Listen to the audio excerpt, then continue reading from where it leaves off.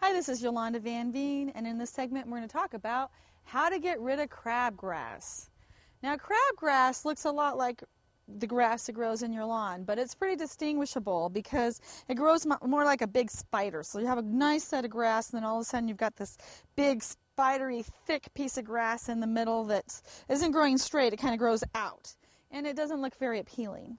So how to get rid of it organically, or how to get rid of it without using chemicals.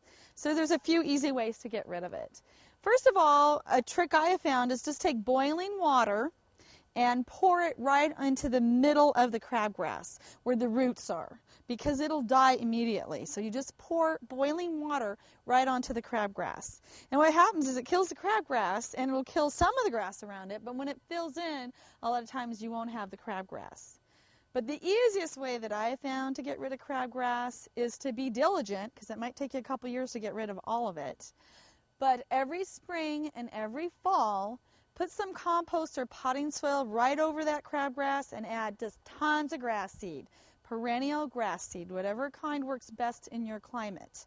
And make sure and thickly add just tons of grass seed. And I do that to my lawn anyway, all over. And wherever there's a dead spot, wherever there's clover, wherever there's crabgrass, put some grass seed over it and put it right into compost. So cover it up, smother it out. You can even put leaves on your crabgrass in the fall, and it'll kill it pretty quickly, but it'll kill everything else.